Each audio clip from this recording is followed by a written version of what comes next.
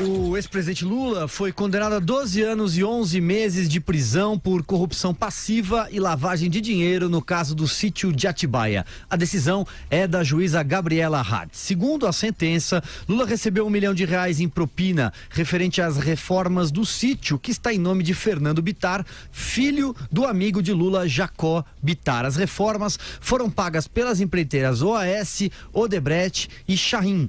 A Lava Jato concluiu que o sítio foi reformado 3 vezes. A primeira sob o comando do amigão de Lula, José Carlos Bunlai, no valor de R$150 mil. A segunda pela Odebrecht, no valor de R$700 mil. E a terceira pela OAS, aquela cozinha moderna de R$170 mil. Isso tudo totaliza pouco mais de R$1 milhão. O ex-presidente já cumpre pena numa cela gourmet na Polícia Federal de 12 anos e 1 mês, no caso do triplex do Guarujá. Vale lembrar que essa condenação se refere também àquela lamentável cena de Lula tratando a juíza Gabriela Hart com enorme soberba e desrespeito, cena que terminou com a frase dela: se começar nesse tom comigo, vai ter problema. E teve. Vamos lá, Vera Magalhães.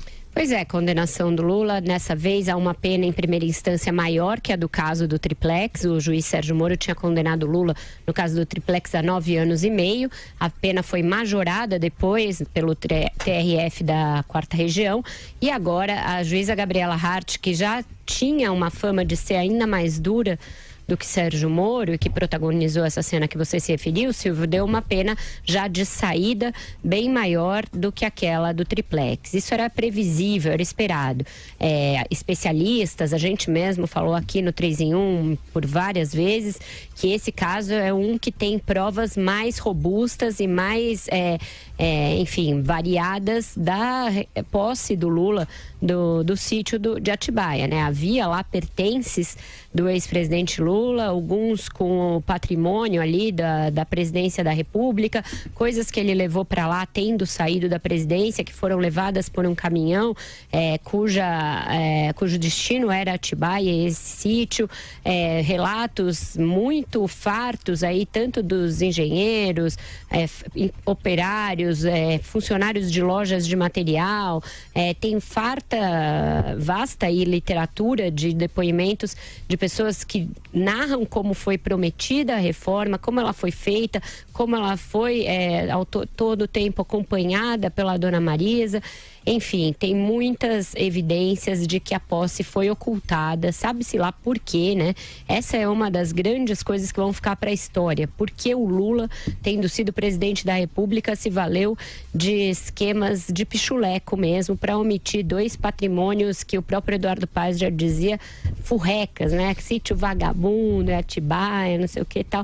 Porque ele poderia perfeitamente, com a renda que teve ao longo de 8 anos de presidente da República e as palestras que deu depois, justificar facilmente a compra desses 2 imóveis, mas preferiu se valer desse esquema. E eu já ouvi de petistas que o fez para preservar aquela aura de gente simples, gente do povo, e agora paga muito caro por essa decisão que é política, como tudo na vida do Lula, uma decisão política. A decisão da juíza Gabriela Hart muito minuciosamente fundamentada até a exaustão. Eu diria, tem 360 páginas a peça. Ela aborda ponto a ponto as tentativas da defesa do Lula de desqualificá-la, de questionar a possibilidade dele ser julgado naquele foro, etc. Ela vai atacando uma a uma as alegações. A maior parte da sentença é gasta pelo Lula, como era previsível, e é ele que leva uma pena muito mais elevada que todos os outros condenados. Para ficar numa comparação, o Léo Pinheiro foi condenado a 1 ano e 7 meses, o Bunlai a 3 anos e 9 meses, Roberto Teixeira a 2 anos. Então é bem discrepante a pena. Ela atribuiu, portanto, ao Lula corrupção ativa e passiva, lavagem de dinheiro, e agora provavelmente a defesa do ex-presidente vai recorrer e vai ao TRF4. Se mantiver o que aconteceu no primeiro julgamento, pode ser ainda majorada essa pena. E lembrando que o Lula é réu ainda em outras 7 ações penais, Silvio. Exatamente. Vamos para o Rio de Janeiro, Carlos Andreasa.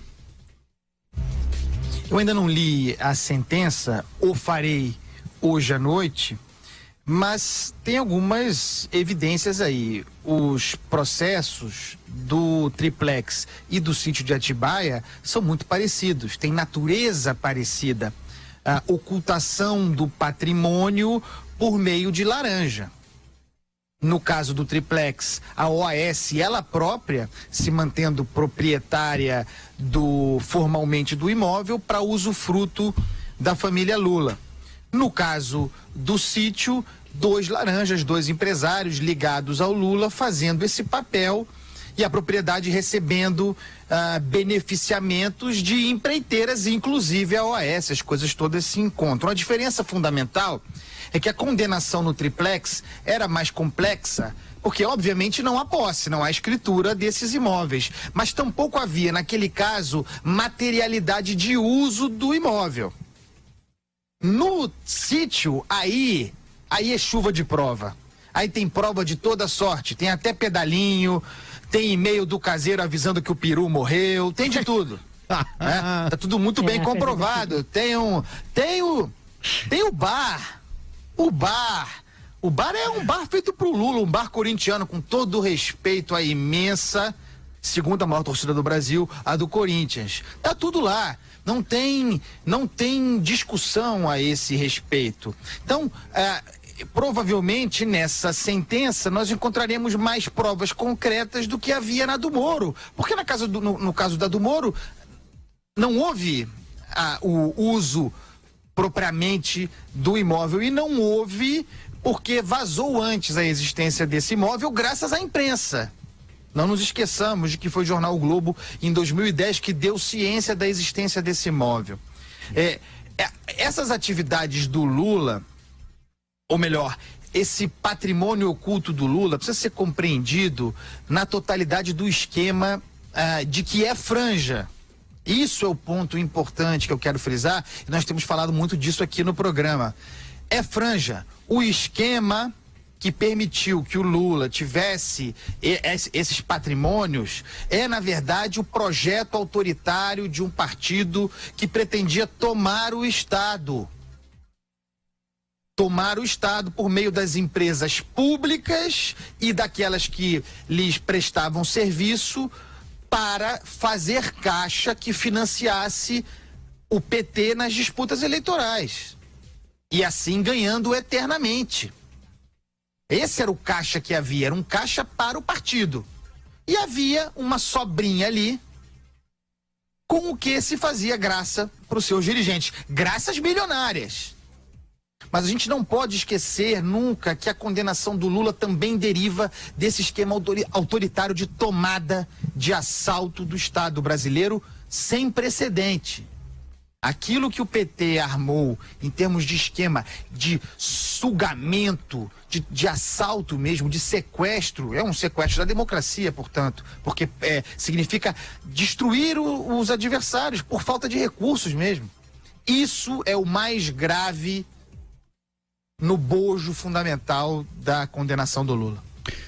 Joel Pinheiro, que se junta a partir de agora à bancada do 3 em 1, muito boa tarde, eu sigo com você. Olá, boa tarde a todos. Pois é, acho que o Andreasa matou isso aí, é justamente isso, o triplex, o sítio, são migalhas que caíram da mesa, dessa mesa farta do que foi a corrupção petista, com valores que a gente sabe que chegam aos bilhões de reais. Isso é o que foi pro Lula pessoa física, e não para a estrutura partidária, e não para financiar um projeto de poder do qual ele, evidentemente, era o grande líder, né? Então o Lula está recebendo as punições por isso. Lembra um pouco o que foi a condenação nos Estados Unidos daquele mafioso Al Capone, né? Uma rede criminosa acabou sendo condenado por evasão fiscal, por não ter pago direito ao imposto de renda. E com o Lula é um pouco isso. É uma coisa muito menor. Ele está sendo condenado por algo muito menor do que o que foi realmente o grande crime de corrupção do PT. Mas é também um crime. Propriedades que foram para o Lula. A Vera levantou a questão, né? Por que ele fez isso? Eu lembro da delação do Palocci, e ele explicou dizendo que não cabe, o Lula dizia que não caberia em sua biografia, né? Que o Lula falava pro Palocci ali, ou seja, é a cabeça de alguém que já se sente assim muito acima da lei, acima do certo e errado, acha que pode fazer qualquer coisa impunemente e que mesmo receber propriedades de maneira totalmente ilegal, iria simplesmente passar batido. Afinal de contas, ele é o Lula, é o filho do Brasil, ou o pai do Brasil, não sei o que ele é, então nada aconteceria, felizmente. a justiça teve a última palavra, está tendo a última palavra e as consequências estão chegando. Eu sei que não é isso que vocês estão querendo dizer, mas eu acho que a gente tem que colocar em perspectiva mesmo a suposta pequena monta dessas propriedades que foram parar para o Lula. Porque além desses dois pelos quais ele foi condenado, tem o imóvel o terreno que iria abrigar a nova sede do Instituto Lula, que também foi dado por uma empreiteira, e a cobertura contígua à do Lula, que foi usada para guardar umas tralhas lá, porque não cabia mais na cobertura que ele já ocupava, e que foi colocada também em nome de um laranja parente do Bunlai. Então, só aí em imóveis já se tem uma boa monta. Mas tem um fator que excede um pouco isso, e que eu acho que ajuda a explicar a condenação alta do Lula e as outras ações, tenho certeza, que é o fato que a juíza coloca na sentença da alta culpabilidade do Lula, que se reveste do seguinte fato: ele, como presidente da República, comandou esse esquema, ele ordenou que o esquema se perpetuasse, e ele pediu ali abertamente coisas em seu benefício pessoal, e deixou que o esquema também resultasse em desvios de milhões na Petrobras, em outras empresas, etc. Então, o fato dele ocupar a presidência da República e de lá ter ordenado o esquema e dele ter se beneficiado pessoalmente, independentemente dos valores, é o que faz com que a culpabilidade dele seja alta, e seja muito mais alta que a de qualquer outro integrante do esquema. E aí os petistas vão dizer, só pro Lula, justiça pro Lula e não para outros. É muito grave para a democracia quando um presidente da República pessoalmente ordena, se beneficia e comanda um esquema de corrupção dessa natureza, que tinha esse objetivo a que o Andreasa se referiu, o de perpetuar o PT no poder. Já valeu ao partido 4 mandatos e teria valido mais se não tivesse sido descoberto e desbaratado pela Lava Jato, porque vamos lembrar que antes disso já tinha havido mensalão, e apesar do mensalão o Lula se elegeu a Dilma 2 vezes, porque havia um esquema bem montado de clientela do eleitorado via programas sociais que supria esse lado. Então eles estavam mais ou menos garantidos na eleição. Enquanto isso, iam drenando os recursos públicos nessa velocidade e nessa monta que a gente viu na Lava Jato. Então, a condenação do Lula reflete muito mais isso, né? Em resumo, aquele PowerPoint do Deltan Dallagnol, o fato de que ele era o centro desse projeto de corrupção, do que necessariamente o valor dos imóveis, que a gente vai ver aí ao longo das coisas. E se a gente pegar também as empresas dos filhos, etc., vai ver que não é nem tão baixo assim.